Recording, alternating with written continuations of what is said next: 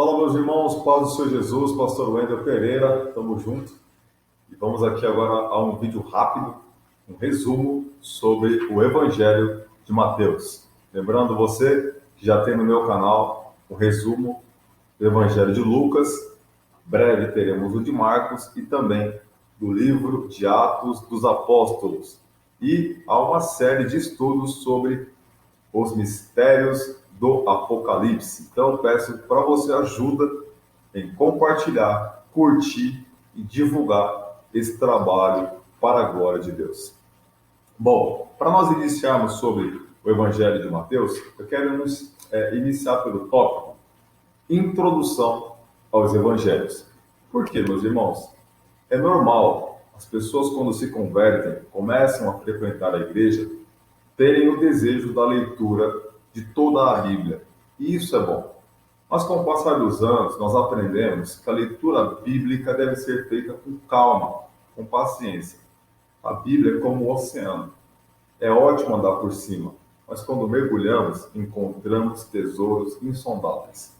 Por isso, todas as pessoas que chegam onde eu congrego, eu oriento a iniciar a sua leitura pelo livro de João e depois pelos 3 evangelhos, para uma compreensão muito mais clara do que o nosso Senhor Jesus deixou para nós, qual a nossa missão, como a igreja se comportou nos primeiros séculos e destacando de uma forma bem assídua que após a morte, crucificação, ressurreição e ascensão do nosso Senhor Jesus, houve um período até que o primeiro evangelho fosse escrito ou alguma obra literária para a orientação dos cristãos, que durante esse período anunciaram uma boa notícia de que Deus enviou o seu Filho, morreu na cruz, morreu por nós para nos salvar, enviou o teu Espírito Santo e nós estamos aqui hoje porque Ele nos amou primeiro. O Evangelho é simples, nós às vezes é que complicamos tudo. Então é importante também aplicarmos uma interpretação de que os Evangelhos são considerados no meio teológico com a palavra sinóticos, ou seja, eles abordam os mesmos milagres, os mesmos exorcismos, as mesmas curas, citam os lugares geográficos onde Jesus atuou, diferente um pouco do Evangelho de João. Por exemplo, nos Evangelhos você vai encontrar a entrada triunfal, a ceia, o sermão da montanha, você vai encontrar a transfiguração, a ordenança do Ide. Já no Evangelho de João, você não vai encontrar essas características. Você também não vai encontrar a tentação do deserto, a agonia que Jesus ali passou diante da acusação de Satanás. Então, o Evangelho de João, ele já vem trazer para nós uma realidade gentílica, ele vem com uma proposta de apresentar o Senhor. Então, quando nós abordamos a leitura do Evangelho, há uma divisão na Bíblia Sagrada que você não pode ignorar, principalmente a separação pelo Novo Testamento. Por exemplo, nós temos lá os 4 Evangelhos, nós temos um livro histórico, que é Atos dos Apóstolos, nós temos 9 epístolas paulinas, 4 epístolas pastorais, 8 epístolas gerais e um livro profético, que é o livro do Apocalipse. O que é epístola? São cartas, tá? Eu sei que muita gente sabe, mas esse vídeo também é para muitos novos convertidos, para pessoas que estão na sala do discipulado, onde eu pastoreio. Por isso, é um resumo bem simples, breve, para que haja uma compreensão melhor para esses irmãos, ok? Seguindo a rima, nos 4 evangelhos, Deus fala através do seu Filho. E a base bíblica para isso é Hebreus 1:1. Você vai encontrar essa referência. Eles tratam da proclamação de um rei. Mateus apresenta um rei e o seu reino, bem como um rei e um reino que foi rejeitado pela nação escolhida. A partir daí, nós temos o Evangelho de Mateus apresentado com a genealogia de Jesus bem diferente das outras. Por quê? Passa por Abraão, Davi, até chegar em Jesus. já apresentando para os judeus uma genealogia real que o nosso Senhor Jesus possui, deixando claro para aquelas pessoas judaicas, para os judeus daquela época, que Jesus era e é importantíssimo, e ele de fato é o Rei dos Reis e o Senhor dos Senhores. Logo, nós temos essa preocupação por parte de Mateus, eu vou falar mais algumas partes bíblicas sobre isso, sobre a questão de apresentar Jesus como o rei esperado. Até porque os judeus estavam debaixo do poder de Roma e eles tinham um desejo ardente em serem livres daquela condição que eles estavam vivendo. Conforme Bruce escreve o treinamento dos 12, Mateus ou Levi era conhecido de Jesus havia anos. Os demais evangelistas o chamam de Levi, mas este se apresenta sempre com outro nome, Mateus. Mateus também era conhecido como o publicano. O que um publicano fazia? O publicano era uma pessoa que tinha um escritório de cobrança. E pode perceber que ele sempre aparece junto aos portos, aos mares. Por quê? Esse modal era a forma melhor de logística que eles tinham para a época. Quando as pessoas chegavam, os navios, etc., Mateus tributava essas pessoas, cobrava imposto, e 70% desse imposto era direcionado para o Império Romano, ficando ele com 30%. Quando você vê em Mateus 9:9, é nesse contexto profissional que Jesus o comissiona e o convoca para fazer parte do grupo. E aí você percebe que logo em seguida Mateus propõe uma grande festa, um grande banquete na sua casa. Tudo bem? Alguns comentaristas afirmam que Mateus escreveu utilizando o aramaico, justamente pela sua condição e a ideia de que os judeus conheçam e conhecessem o verdadeiro Messias, tá ok? Levando em conta que o Evangelho segundo Mateus não é o mais antigo. Ora, o mais antigo é o de Marcos, então provavelmente Mateus recorreu ao Evangelho de Marcos para ser escrito. Alguns datam o Evangelho de Mateus no ano 70. Porém, é um pouco difícil essa tese, porque no ano 70 houve a queda do templo. Se fosse nessa época, com certeza ele teria citado esse fato. Então, provavelmente a sua data é o ano 63. Importante destacar que Mateus, por ser judeu, ele está direcionado a escrever aos judeus cristãos que se converteram a Cristo e estão deixando o judaísmo. Por isso é normal você perceber que o Evangelho de Mateus ele se utiliza de prerrogativas da cultura, do costume, dos hábitos, sem dar nenhuma explicação. Uma coisa é eu chamar um brasileiro para comer uma feijoada, não preciso explicar nada. Outra coisa é eu chamar um norueguês para comer uma feijoada, teria que explicar tudo para ele. Então, Mateus, ele apresenta situações em que ele não explica no texto, por quê? O público que ele está escrevendo, isso é muito importante, já conhecia as minúcias da sua fala. Detalhe que Mateus também utiliza a frase, conforme as Escrituras, conforme estava escrito, segundo os profetas. Ora, naquela época, o povo que recorria à Torá, o Antigo Testamento, era o povo judeu. Então, nós temos mais uma base de argumentação e defesa de que ele está falando com o povo judeu. Porém, tanto Mateus quanto Lucas não podem ser desprezados. Ambos também alcançam o povo greco-romano. Mateus também coloca uma pontinha da sua pena no coração dos grecos romanos, deixando claro que o Evangelho não faz distinção de pessoas, de povos, de tribo, de cor, de nada. E nós, cristãos, temos como base a Bíblia Sagrada.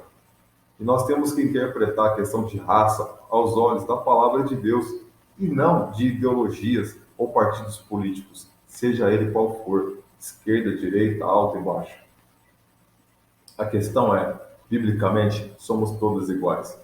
Alguns têm mais melanina do que outros. Ponto final. Somos uma só raça. E Jesus morreu por todos. Ok? Por isso, nós temos que deixar de lado todo tipo de divisão e dissensão racial. Cristo morreu por todos. A única forma em que eu vi e me lembro claramente na história, negros e brancos, juntos, foram dentro das igrejas. Embora algumas tiveram a sua luta racial de forma errada, grande maioria, você pode perceber. Martin Luther King, Billy Graham, homens que fizeram a diferença pelo amor. É a ferramenta que nós temos para vencer o racismo, ok?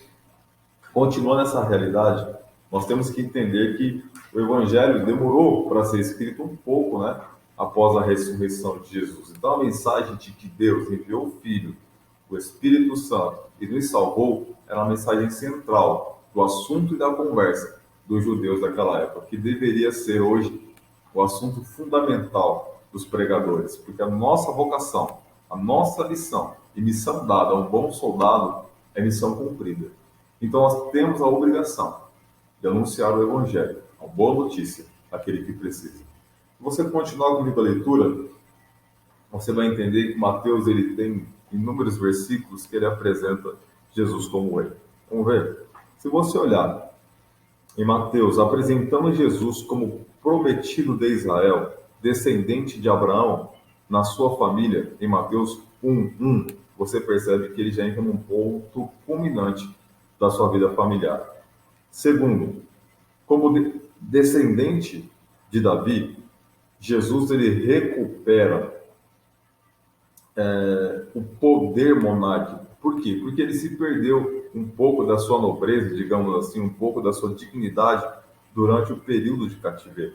Então, Cristo vem e resgata. Em Jesus, o rei ungido, a dignidade do reino havia retornado. Mateus 1,16. Nasceu como rei dos judeus. Mateus 2,2. Entrou em Jerusalém, aclamado rei. Mateus 21,5. Foi crucificado. E o que escreveram lá? Entrou e se assentou e governará e julgará todas as nações como rei. Mateus 25:31. Mas não era apenas no trono de Davi, porque mesmo nascendo legalmente de Davi através de José, em um sentido único, era também o Filho de Deus, nascido da Virgem, ok? Fica aí um adendo sobre a importância do reinado. A data e o local onde foi escrito é muito importante. Como eu disse para você, provavelmente Mateus ele recorre ao Evangelho de Marcos, que vai ser o último dos três que eu vou abordar. Particularmente é o que eu mais me atraio como cristão, mais me prendo nas passagens do Evangelho de Marcos, talvez pela forma que ele foi escrito, né? Mas enfim. A história apresenta várias facetas para nós, mas por base, meus irmãos, alguns afirmam que Mateus compilou o livro só recorrendo a materiais de outros escritores, e isso é um pouco complicado. Por quê? Primeiro, Mateus era contemporâneo de Jesus em Cafarnaum. Segundo, Mateus conhecia os pais de Jesus. Então, provavelmente, Maria deve ter relatado muitas coisas para Mateus. Terceiro, Mateus, além de conhecer a história do Messias, acompanhou a Jesus todos os anos do seu ministério. Ok? Então, provavelmente, o Evangelho de Mateus foi escrito no ano 80 depois de Cristo, segundo o comentário manual bíblico da SBB, segunda edição. Ok? Nós temos algumas peculiaridades no Evangelho de Mateus, que inclui o Sermão do Monte, inclui as bem-aventuranças, inclui os 3 capítulos de Mateus que formam a espinha dorsal da ética do estilo de vida cristã, capítulo 5 em diante. Jesus vê as multidões, os discípulos ficam impactados com o ensinamento e seguem Jesus, e Jesus passa a ensiná-los. A multidão ouve e fica maravilhada com a doutrina de Jesus. Então, nós vamos montar um quadro. Eu queria que você agora pegasse aí na sua casa papel, caneta, com certeza está aí do seu lado, e a Bíblia Sagrada. Eu queria que você montasse um quadro comparativo, tá? Esse quadro você vai usar 2 textos bíblicos do livro de Mateus. O primeiro está no capítulo 5, tá bom? Então escreve aí, ó. As bem-aventuranças, capítulo 5, do versículo 3 ao 12. E do outro lado você escreve os ai de vós, de Mateus, capítulo 23, do versículo 13 ao 33. Por exemplo, quando você lê Mateus 5, versículo 3, diz: o reino é aberto aos pobres. Mas quando você lê Mateus 23, 13, você vê que está escrito: ai de vós, o reino é fechado. Quando você lê, por exemplo, Mateus 5, 7 diz: os misericordiosos alcançarão misericórdia. O versículo 7. Mas quando você vai para Mateus 23 e 24, diz assim: misericórdia omitida e não é feita. Ou seja, há um contraste. Você tem que montar esse quadro comparativo e ver que formam uma beatitude sob o tema tanto de perseguição quanto das bem-aventuranças aplicadas no Evangelho de Mateus. Bem-aventuranças com detalhe. Geograficamente, se você olhar o local em que Jesus falou as bem-aventuranças, alguns estudiosos, a Bíblia Illumina Gold diz que há a possibilidade de visão do local onde os mandamentos foram dados a Moisés. Então é como se Jesus estivesse falando para a igreja dele: olha, os mandamentos vieram até aqui. A partir de aqui, o mandamento para a igreja são as bem-aventuranças.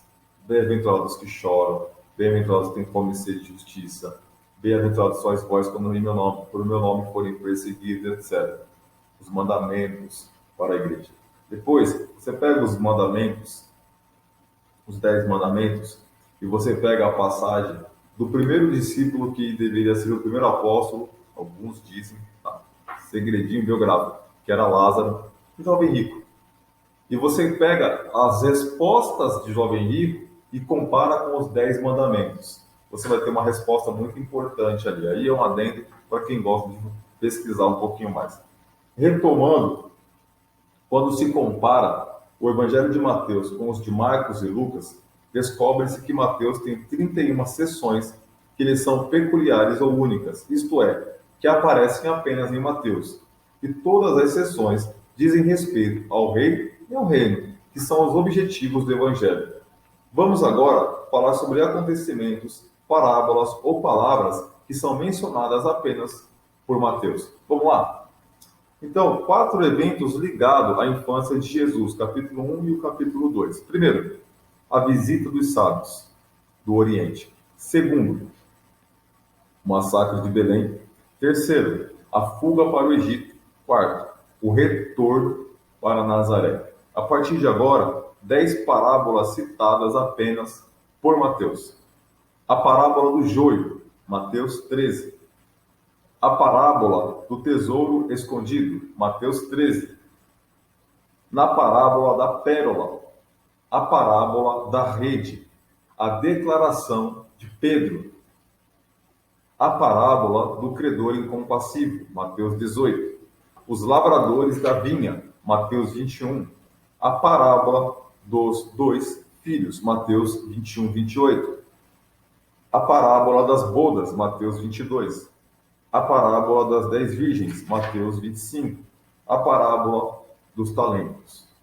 Parábola não é aula de interpretação, de hermenêutica, de exegese, de homilética, né? Interpretar, ler, pregar, aplicar. Mas parábola basicamente significa parábola, colocar ao lado, comparar. Então, conta-se uma história e compara-se a realidade e tira o ensino disso. Basicamente é isso. Na matéria exata a gente vai aprofundar. Mas existem 2 milagres, né, na leitura de Mateus que todo aluno, quando chega nessa parte, ele vai se prender. Eu quero até indicar um livro para você. O livro é Perguntas e Respostas Difíceis de Responder, do pastor Elias Soares de Moraes. São 4 volumes e ele trata esse tema que a gente vai entrar agora de uma forma muito clara. Qual é o primeiro milagre que é polêmico quando você lê o livro de Mateus? Em todos os evangelhos. Os cegos de Jericó, né? Existe um debate sobre isso. Quantos cegos são? É o mesmo cego? Tem mais cego? Não tem cego? Por exemplo, Lucas diz que era um cego. Marcos fala de Bartimeu. E Mateus cita 2. Então, para você ler essa passagem e interpretá-la, usa os 3 evangelhos da sua forma, eu vou lhe fornecer uma linha de raciocínio. E você vai ler o texto, o contexto, sem pretexto para o erro. E você vai aprender a decidir com as Bíblias na mão e com o coração em Cristo, ok? A minha ideia não é impor uma opinião para você, é lhe dar informação bíblica para que você cresça no conhecimento, ok? Então, a primeira coisa que você tem que levar em conta para interpretar essa passagem e ter uma resposta é a ocasião. Por quê? No milagre de Lucas, Jesus se aproxima do cego de Jericó. No milagre de Marcos, Jesus saía de Jericó. Em Mateus, eles haviam saído de Jericó. Segunda coisa, olha para o cego. Primeiro, o cego de Lucas não tem nome. O cego de Mateus chama-se Bartimeu. E o cego de Marcos chama-se Bartimeu. E o cego em Mateus são dois cegos. Terceira coisa, as circunstâncias. O cego de Lucas estava pedindo esmola. O de Marcos também. Já o de Mateus não pedia esmola, apenas aguardava o Senhor Jesus passar. Quarto, o conhecimento deles. O cego de Lucas quer saber por que toda aquela multidão. O cego Bartimeu de Marcos parece que não fez perguntas, apenas gritou por cura. Em Mateus, os dois homens souberam que Jesus estava passando. Quinto, olha o clamor dos cegos. O cego em Lucas clama: Jesus, filho de Davi. O cego em Marcos clama: Jesus, filho de Davi. O cego em Mateus diz: Senhor, Senhor, filho de Davi. Veja que o de Mateus olha com uma ótica senhorio. Rei, compreende? Receba a revelação. A cura você deve levar em conta. Veja, o registro de Lucas afirma que o cego respondeu que queria ver. E o cego de Marcos também. O cego de Mateus responde: Senhor, que se nos abram os olhos. Olha só. Outra coisa que você tem que levar em conta, a resposta de Jesus. Veja, em Lucas, Jesus diz: recupera a vista, a tua fé te salvou. Em Marcos diz: vai, a tua fé te salvou. Em Mateus diz: Jesus tocou-lhe os olhos e imediatamente recuperaram a vista e foram seguindo. O resultado você tem que olhar. O resultado dos três casos. O cego de Lucas diz que ele seguia o glorificando a Deus. Também todo o povo, vendo isso, dava louvores a Deus. Segundo, em Marcos, Bartimeu seguia Jesus estrada fora. Em Mateus, eles o seguiram em silêncio. Conclui-se que os dois cegos registrados em Mateus eram pedintes, que pediam esmola todos os dias à porta de Jericó. A cidade, na ocasião, tinha uma população de 100 mil pessoas, e certamente havia muitos cegos na cidade. Um comentarista escreveu: as diferenças são inegáveis e não há como harmonizar os casos entre si. Calvino sugere que Bartimeu se encontrou com Jesus quando este estava na cidade, e depois avistou os outros cegos, e que os dois cegos foram curados quando Jesus saía da cidade. A moeda na boca do peixe, este também é um registro feito somente por Mateus. Olha que interessante esses dois milagres. E eu deixo aqui a dica do livro para você ler. Agora, nós vamos entrar em 9 discursos especiais que Jesus fez. Primeiro, o Sermão do Monte. Segundo, convite aos fracos, cansados. Terceiro, palavras vãs. Quarto, a revelação de Pedro. Quinto, a humildade e o perdão. Sexto, Jesus rejeitado por sua geração. Sétimo, os 8 ai de vós. Oitavo, as profecias do Monte das Oliveiras. E nono, a grande comissão e as promessas. Nós temos 6 eventos ligados à compaixão de Cristo em Mateus. Primeiro, a conspiração e o suicídio de Judas. Segundo, o sonho da mulher de Pilatos. Terceiro, a ressurreição dos santos depois da ressurreição de Cristo. Quarto, o complô para mentir sobre o desaparecimento do corpo de Jesus.